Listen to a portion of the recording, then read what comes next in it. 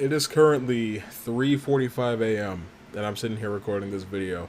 I can't even think properly enough to like structure this as a proper review. Like I'm hot. It's I look a mess right now. I'm in no shape to record this video, but I have to talk about The Boys. I know I did a review of the first, I guess you could say, like the first 13 episodes of the show, up till that point that I did the video. And I was saying that I really enjoyed season one. I liked a lot of the themes, although I just kind of wish that they'd done more with some of the characters. And season two was trying to do certain things, but I just wasn't overall as interested in season two as I had been in season one. But oh boy, did that change. The last three episodes of The Boys were absolutely phenomenal. Like, it's not even a question. Like the ending of season two, far better than the ending of season one in every possible way. By the way, major spoilers for The Boys season two coming up if you haven't figured that out yet. I thought that the season was moving pretty slow for a while up to a certain point, and I'm sure that I wasn't the only person that felt that way, right? Like a lot of people were probably feeling that same way. They're just the show was just kind of aimless. Like it didn't exactly know what to do with Frenchie, with Kimiko, even with Huey at certain points. It was just kind of like, let's get these characters out of the story for a little bit. You know what I mean? Kind of like they weren't exactly using all the characters to their full potential at every possible moment, and that happens sometimes when you have character bloat on a show. You can't use every character the way that you want to. I've seen it happen with The Flash. I've seen it happen with Arrow above pretty much all of their shows. It happens with comic book shows every once in a while, but they got it together. They nut up and they shut me up. I suddenly was invested in absolutely everything that was happening. Lamplighter, oh my god, Lamplighter. What a perfect character type. Somebody else who hates what Vought makes him do. Somebody who feels such tremendous guilt over what he had to do for Vought and what he's had to do for Vought ever since he left the Seven. This is a man who did something terrible and never got to move past it. He never got to stop paying for it. And the guilt just ate him up alive. And I'm sure that he probably would have killed Frenchie, not Huey, Kimiko. Could he kill Kimiko? I don't think Kimiko can die. But I'm sure he would have killed them if it would have changed how he felt inside. Like, that is a character who was completely broken, tortured, fundamentally tormented on the inside. I loved Lamplighter. I really wish he'd been on the show more than 2 episodes. It would have been cool to see him in the final fight against Stormfront, but I understand why he killed himself, and it also kind of shows how far Huey's come. Man sets himself on fire and burns to death right in front of you, and your first thought is, well, I guess I got to get his hand. That's something that season 1 Huey definitely would not have done. And there were 2 things that I was waiting for this season. I was waiting for Homelander to absolutely snap and go completely insane, start killing people, and I was waiting for Huey to put his foot down and tell Butcher to fuck off, or something like that. I know that he kind of had that moment last season in the finale when he went to go save MM and Frenchie, but they kind of started alluding towards the beginning of the season that at some point Huey was going to get fed up. At some point Huey was not going to make it. He's not like Butcher and the rest of them. He's not built for the sort of thing that they do all the time, and eventually he wasn't going to be able to keep up anymore. But that didn't exactly go anywhere, so that's kind of disappointing. I will say it's funny that they had Lamplighter, pretty much Pyro, played by Shawn Ashmore, who played Iceman in the old X-Men movies. That was pretty cool. What else? Queen Maeve? Okay, because I wanted more of Queen Maeve. I wanted more of Black Noir this season, for sure. And we got it. We got a lot of it. We even got more information on MM, on Frenchie. Frenchie is now one of the most sympathetic characters on the show for me. Well, all the characters are sympathetic in one way. You feel for them in one way. But Frenchie, I feel really bad for him because the thing that MM hated him for at the beginning of the show wasn't his fault. He had to go save his friend. And then he ended up losing that friendship anyway because he still had a responsibility to the boys. That's a really tough situation to be in, and I'm really glad that they gave Frenchie that type of characterization.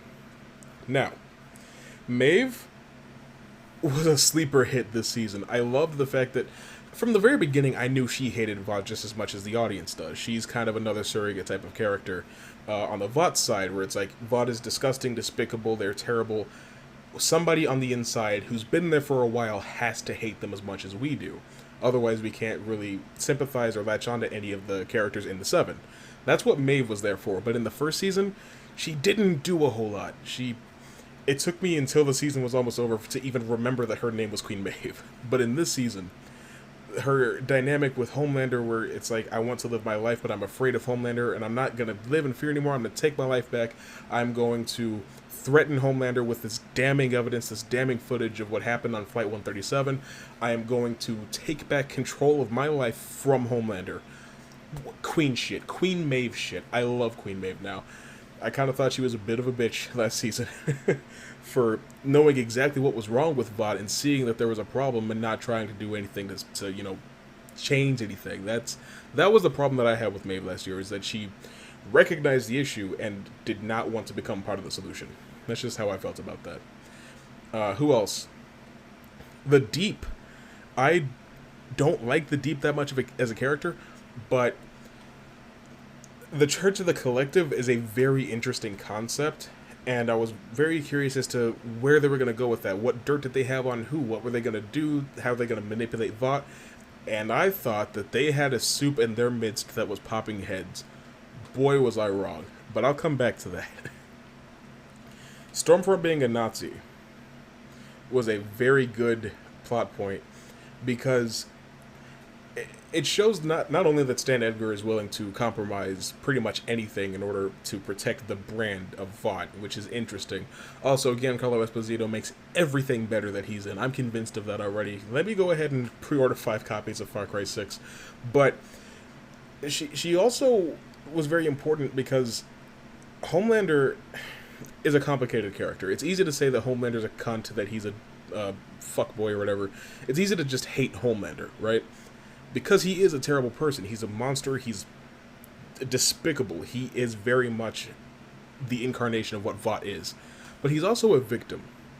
He didn't ask to be what he is. And the environment he grew up in, how he was groomed to be, has very much been controlling him most of his entire life. Definitely his entire adult life. He was bred to be the face of Vought. That's kind of how things fell for him.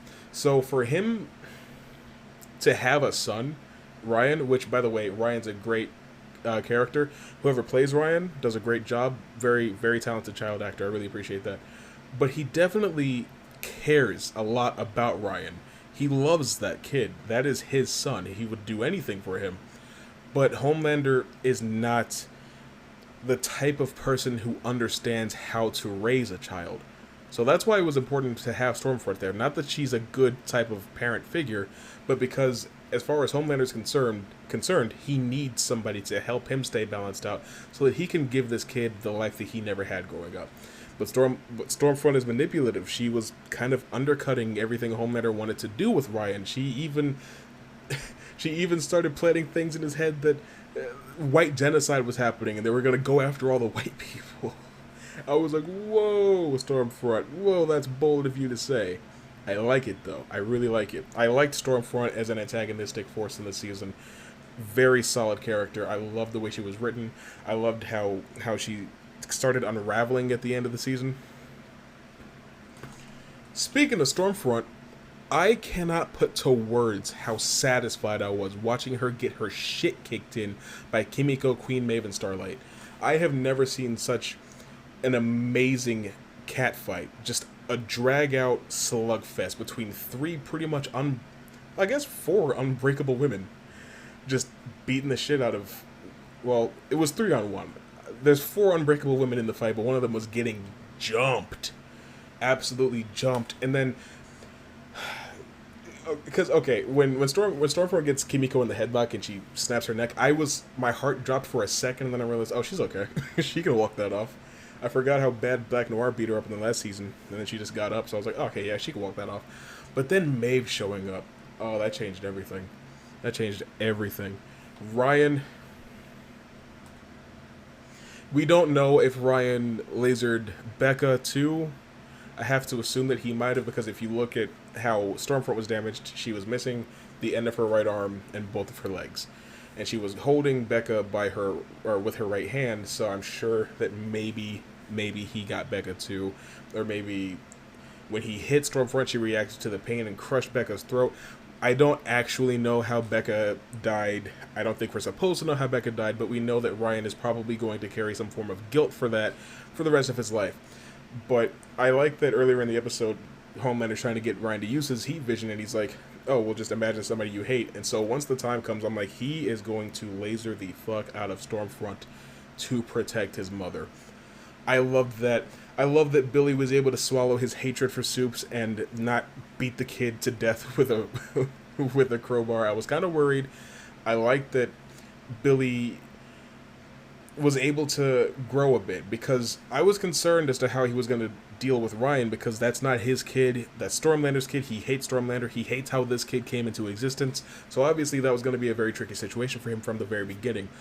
But Billy has grown and adapted and evolved as a character over the last 2 seasons, and I've loved watching his growth. I love Butcher. Oh, what a great character. This show really picked it up in the second half of season 2. Goodness gracious. I still feel like Kimiko's brother was an underdeveloped plot thread. I would have liked to see a lot more with that. I'm sure that since Homelander didn't snap yet, when he does, it's going to be a tremendous problem for a great many people. But speaking of tremendous problems for a great many people, the politician Victoria, she's the head popper. Because when she was on the phone with the guy from the Church of the Collective, and he starts talking about how much dirt he has on all these Soups, I was like, wait a second. There's still a head popper out there.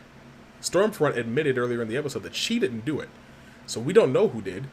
Vought claims it was her when they locked her up. That way, tie up all the loose ends for the public. But we know that the head popper is still out there. And so when he goes to open the can of Fresca, I'm like, is this head about to pop? And then it fucking popped. I was like, oh shit. Oh shit. My mind was blown. The last couple episodes of the season have been phenomenal. I will say it cleans up a little bit too nicely. Like it looks like it could serve as either a season finale or a series finale, depending on how Amazon decides to move forward with the show, which it's obviously going to get a third season. Its ratings were ridiculously high this season, probably thanks to the weekly release thing. So they're probably going to fully commit to that next season. Maybe they won't even give us 3 episodes right away. They'll just start dropping them one by one for the entire 2 months that the show is going to be running next year, or whenever the series comes back, which I'm totally fine with. I think that it ended up working out really well. Building hype and suspense like that really works, especially when you have a shorter season. That's one of the things that the Flash and Arrow and Supergirl and Legends of Tomorrow and shows like that really suffered from. Well, Legends of Tomorrow isn't as long as those other shows, but when you have 20 plus episodes and you're releasing them weekly and you have this long overarching story, it's hard to keep a person interested in it if you don't have it being consistently well written, which is a thing that it's a thing that those shows suffer from, poor writing in general. But I'm so glad Hughie and Starlight got back together. I'm very curious as to see what's going to happen with Kimiko and Frenchie. I'm so glad that Kimiko used her voice in this episode. I love her so much. But essentially, I was just very pleased by the ending of the season. I think it all turned out really well. I overall don't have very many complaints. I think that this was just a solid season overall. And I can't wait to see what you guys think. Let me know in the comments. The Boys Season 2, man. The fucking Boys Season 2. But that's all I got to say for you guys. Holy shit. I'll see you guys next time.